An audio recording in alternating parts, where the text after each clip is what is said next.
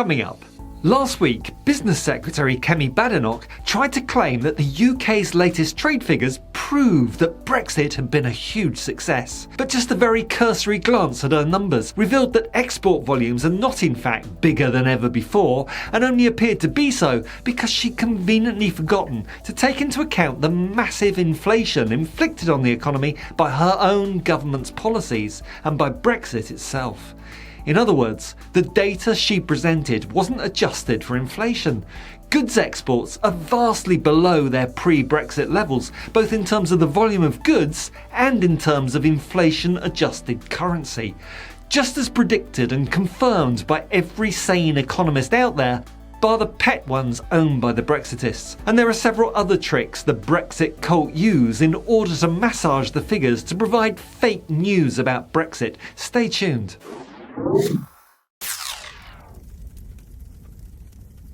So let's first take a look at the statement Kemi Badenoch made to the House of Commons, and then we'll do some fact-checking. When I'm overseas as Secretary of State for Business and Trade, other countries speak with nothing but admiration and respect for what we are achieving in Britain.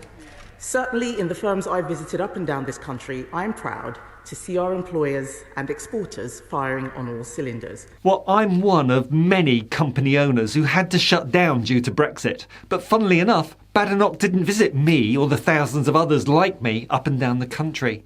Yet, when I return to Westminster, some people seem unaware of the progress that we have made as an independent trading nation. Today, I want to put that right. Today, I want to gaslight you and misrepresent the facts. The latest trade data, published by the Office for National Statistics, and also that published by the UN Conference on Trade and Development, should give everyone in this House cause for celebration and renewed pride in our country. Should give everyone in this House cause for concern and fear for the future of our country, more like. They confirmed that the strategy the public voted for on 23rd of June 2016 is delivering. That's the advisory referendum she's referring to there, in case you're unclear. She's trying to gaslight us by saying that the strategy the public voted for is delivering. I think most Leave voters would agree with me if I say they weren't actually voting for a strategy. They were voting for Brexit, sure, but I doubt that the specific government strategy that we've suffered was the one that they had in mind. Leaving the European Union was a vote of confidence in the project of the United Kingdom, and we are seeing results. Since that referendum, the UK economy has grown faster than Germany, Italy and Japan. I'll just stop her there. Can I just point out the sleight of hand, the deception here? The growth she is talking about is since the referendum in 2016. The vast majority of that period, the UK was still part of the European Union, and most of the growth she is referring to took place while still a part of the EU trading bloc. This is so misleading the House. She should be called upon to make an official apology. And contrary to gloomy predictions, our manufacturing productivity has grown more than Germany, France, Italy and the USA. Again, while we were still a member of the European Union. According to the latest UN statistics, the UK, outside the EU, became the world's fourth biggest exporter in 2022, overtaking Japan, the Netherlands and France. Once outside the EU, the huge inflation that the UK has suffered and a reduction in the value of the pound against the dollar and the euro back in 2022 accounted for most of this superficial increase in exports. And the thing is, Kemi Badenoch knows this as well as I do, yet she's prepared to stand there as Trade Minister and attempt to hoodwink us all, putting her Brexit dogma ahead of the interests of the country.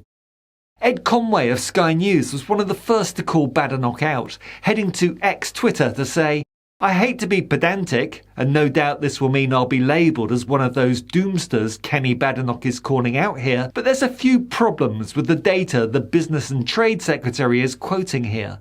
And of course he's correct. All those Brexitists claiming that UK exports have increased since Brexit, well, they refer to raw export figures, which show the total value of goods and services exported from the UK to other countries. But these figures are reported in current prices, meaning they don't account for the effects of inflation. And given the massive inflation that the UK has suffered under Johnson, Truss and now Sunak, this has massively inflated the numbers over the last few years and give a very misleading impression of growth. Take a look at this graph. The first graphic in this UK government report she quotes from. Wow, eh? Just look at those goods and services exports from the UK going crazy. Wow. Well, hold on. The words in the brackets bring the whole house of cards crashing down. Current prices. In other words, unadjusted for inflation. When we put inflation-adjusted figures into our graph generator, here's what we get. The important thing to note is that goods exports, the dark blue bars here, are still way below where they were before Brexit. Services exports have increased, but overall, exports are pretty flat since Brexit, with an actual decrease between 2022 and 2023. And it gets worse. The amount of gold coming into and out of the country, those gold flows have increased since Brexit. And in 2022, a record £28.5 billion of precious metals left the UK. The government's figures count this sum as exports. But in reality, this is wealth flowing out of the UK's coffers, moving from vaults in London to banks in the EU and elsewhere. Take off the £28.5 billion worth of precious metals flowing out of UK coffers, and that's no longer true.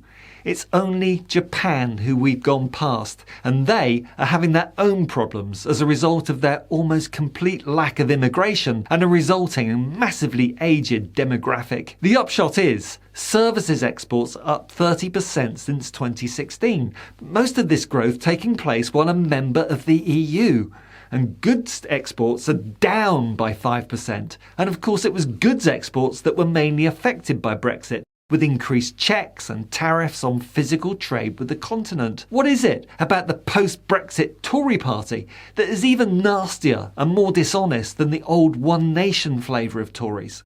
Let me just give you one example. George Osborne, the austerity chancellor, who misread a spreadsheet which gave the false impression that austerity policies would actually help the economy recover. As a result, he ruined millions of lives and some would say contributed to the deaths of thousands of those suffering from the resulting poverty. But here he is on Brexit recently. Something happened to my country which I still to this day think was a profound mistake for Britain and its future. I look back on this really with horror.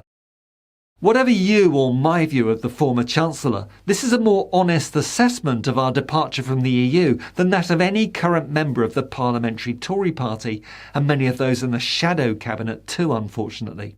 The vast majority of voters have now realised that the whole Brexit experiment has been disastrous. This means that Badenoch and the rest of her ministerial colleagues must constantly mislead and gaslight the electorate, saying that black is white while desperately inventing non-existent Brexit benefits. Meanwhile, as detailed in my video last week, after years of delay, expensive new post-Brexit border checks have now come into force. Final confirmation, if it were needed, that all the promises of frictionless trade and no non-tariff barriers were lies.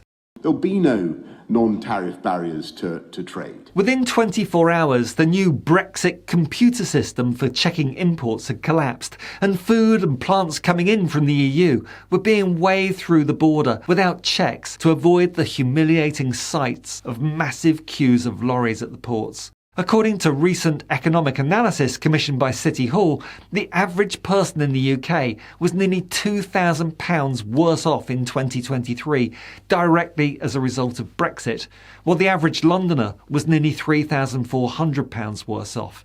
Which leaves the question as to why, despite all the damage, Starmer's Labour, and now also Dr Dan Poulter and Natalie Elphick's Labour, of course, shows no appetite to address the harm caused by Brexit, avoiding the subject at all costs.